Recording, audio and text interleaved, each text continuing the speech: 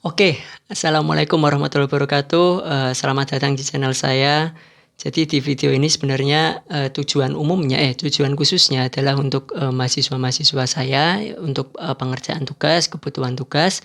Tetapi karena pembahasan di video ini sebenarnya adalah pembahasan-pembahasan umum terkait dunia-dunia kewirausahaan dan juga dunia manajemen, sehingga bagi teman-teman yang kebetulan mampir di video ini bisa juga untuk ikut di dalam pembahasan ini, karena sebenarnya bisa diikuti oleh berbagai macam kalangan. Oke, jadi rencananya ini juga secara berkala di tiap pekan nanti kita akan share video atau sebagai pemantik diskusi, karena sebenarnya tujuannya untuk mengangkat isu aja sih. Jadi nggak ada yang benar dan salah di dalam apa yang kalian responkan nantinya. Jadi tujuan dari video ini itu ingin mengangkat bagaimana penalaran kritis ataupun bagaimana teman-teman ini menanggapi suatu isu yang sedang berkembang di dunia ini ataupun di Indonesia khususnya. Oke, jadi di kesempatan ini, di video kali ini yang pertama ini, kita akan membahas terkait kewirausahaan. Jadi berbagai macam pembahasan di kewirausahaan, mungkin salah satunya yang belum banyak dibahas adalah terkait spiritualism atau terkait spiritualitas di dalam menjalankan aktivitas kewirausahaan. Oke, kita mulai dari mana nih? Oke, jadi kita bahas dari entrepreneurship-nya aja ya. Oke, ketika kita berbicara tentang spiritualism atau spiritualitas, maka nggak sedikit ataupun ada juga yang menganggap spiritualitas itu sama dengan agama ataupun keyakinan. Dan sebenarnya ada juga yang menyatakan itu dari Emblen dan Hellstein di tahun 93 bahwa menurut mereka spiritualitas itu tidak bertentangan dengan agama, tetapi spiritualitas merupakan fenomena yang lebih inklusif. Apa maksudnya inklusif? Berarti inklusif itu kurang lebih kegiatannya itu langsung masuk ke dalam masyarakat, atau bahasa sederhananya adalah spiritualitas berarti berkaitan dengan kegiatan kehidupan sehari-hari dalam beraktivitas manusia. Jadi kalau misal agama itu kita ambil benang merahnya adalah buminallah, hubungan antara manusia dengan Tuhannya, sedangkan kalau spiritualitas itu lebih dominan pada bulminanas, jadi hubungan manusia dengan manusia lainnya. Sehingga ketika berbicara tentang entrepreneurship yang merupakan itu kegiatan di alam dunia, sehingga perlu adanya kemampuan untuk berkomunikasi dengan sesama manusia supaya kegiatan entrepreneurship-nya ini semakin berkembang dari waktu ke waktu. Oke, kemudian secara definisi spiritualism itu menurut Paetman di tahun 2001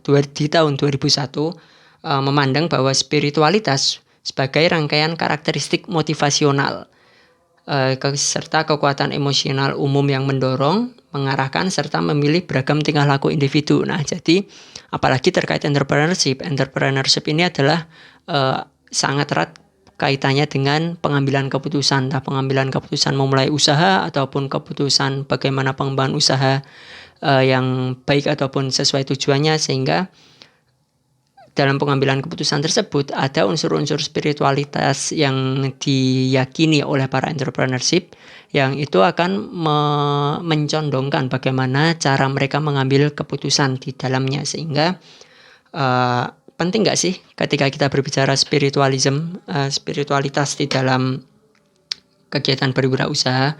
Oke, gini aja deh, coba kita bayangkan kalau misal belum adanya kesadaran terkait spiritualitas di dalam kegiatan entrepreneurship ini ataupun di dalam kegiatan bisnis, maka para entrepreneur ataupun perusahaan tanpa disadari mereka akan bergerak dari sekedar mencetak uang ataupun menghasilkan uang menjadi pengeruk uang atau money grabbing. Mereka menjadi lebih serakah karena mereka tidak memiliki spiritualitas yang baik di dalam menjalankan bisnisnya. Oke, bahkan aksi GCG, kalau teman-teman tahu good corporate governance ataupun tata kelola perusahaan yang baik, itu hanya sebagai sebuah simbolis ataupun hanya sebuah formalitas untuk meningkatkan brand image yang berujung pada pengerukan keuntungan. Padahal sejatinya GCG ini ataupun tata kelola perusahaan ini ada untuk menutupi gap antara kesenjangan informasi yang dimiliki para manajer di dalam perusahaan dan juga para investor ya. Oke, balik lagi ke GCG, kenapa kok malah tata kelola perusahaan menjadi hanya simbolis saja ketika spiritualitasnya dari para entrepreneur rendah. Nah, ini karena para pengusaha ini tidak dapat membayangkan ataupun menggabungkan kata spiritualitas dan juga kata bisnis. Dianggapnya spiritualitas itu ya hanya berkaitan dengan hubungan keagamaan seperti itu ataupun hubungan relationship antara Tuhan dan manusia, tidak bisa diterapkan dalam kegiatan sehari-hari. Nah, padahal ketika berbicara tentang spiritualisme ataupun ketika spiritualitas dimasukkan ke dalam kegiatan bisnis, maka spiritualitas bisnis ini tidak hanya berbicara tentang profit, transaksi manajemen, kegiatan accounting ataupun kegiatan-kegiatan strategik lainnya, namun juga mengedepankan pelayanan, pengembangan, tanggung jawab sosial, serta tanggung jawab lingkungan lainnya yang lebih dikedepankan daripada mencari profit tersebut. Sehingga spiritualitas ini menjadi modal awal ketika menjalankan kegiatan aktivitas entrepreneurship. Dan ini relevan dengan keadaan sekarang bahwa para stakeholder ataupun investor itu yang mereka cari itu sebenarnya tidak mencari perusahaan yang mana profit paling tinggi, tetapi mencari mana yang seimbang antara mereka memang profit tetapi juga mereka peduli terhadap lingkungan sekitarnya. Artinya mulai ada pergeseran makna bahwa kegiatan entrepreneurship, bisnis itu tidak harus cenderung terkait pencarian profit, tetapi juga harus mengedepankan kesejahteraan ataupun pelestarian lingkungannya, baik lingkungan makhluk hidup maupun lingkungan hubungan antara manusianya. Nah, itu adalah transisi dari ekonomi kapitalis di masa lalu yang menekankan pada maksimalisasi laba ke ekonomi pasca kapitalis yang lebih banyak tentang nilai, sehingga arah sekarang tuh kalau entrepreneurship tidak ada spiritualitas yang dijaga ataupun yang diyakini, maka kegiatan bisnis itu bisa tidak dilirik oleh para investor ataupun stakeholder lainnya, sehingga akibatnya perusahaan tersebut ataupun bisnis tersebut tidak dapat berkembang dengan baik. Oke, sehingga modal spiritualitas itu dirumuskan sebagai kapasitas individu dan kolektif yang menghasilkan ataupun yang dihasilkan melalui penegasan dan pemeliharaan nilai-nilai spiritual intrinsik di setiap manusia.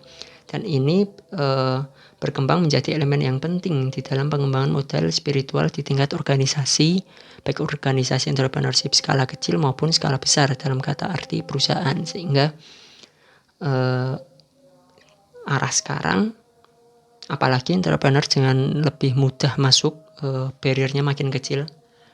Entrepreneur bisa datang dari mana saja, dari platform apa saja, bahkan menjadi content creator. Itu pun menjadi salah satu bentuk entrepreneurship karena dia mengupayakan something untuk mendapatkan sebuah keuntungan dan memberikan manfaat ke masyarakat yang lebih luas.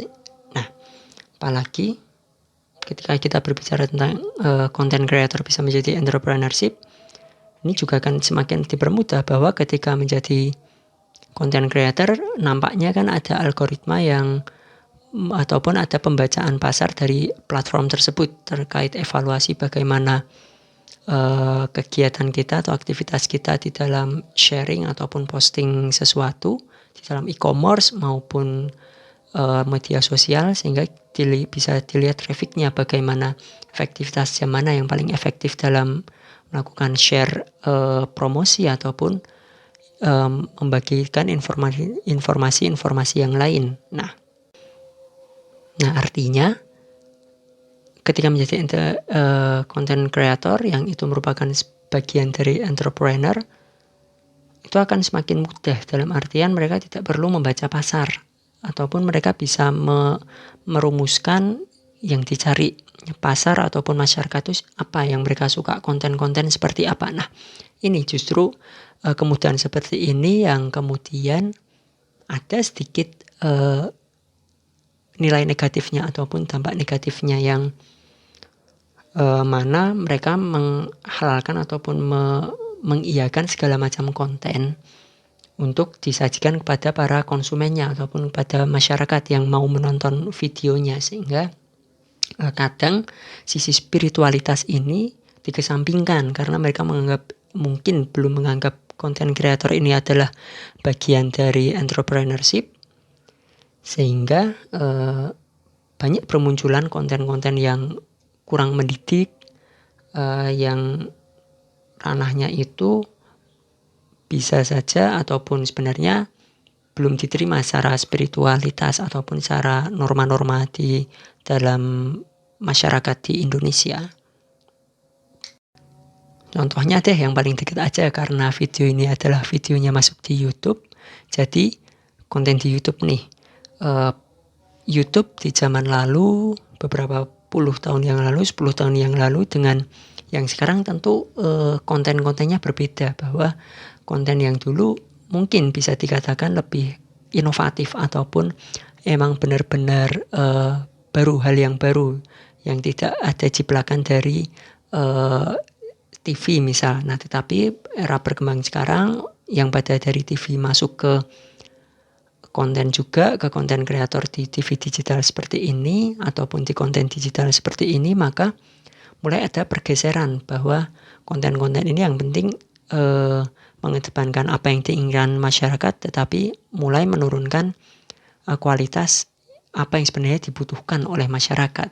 Nah, ini adalah dua hal yang sedikit berbeda, sehingga sekarang seperti yang kalian tahu bahwa makin banyak pilihan juga dalam menonton konten-konten. Ada yang memang kontennya untuk hiburan, ada juga yang ada konten pendidikan, entah tentang scholarship, beasiswa, ataupun membahas tentang kehidupan pribadi para mahasiswa yang ada sekolah di luar negeri dan berbagai macam-macamnya.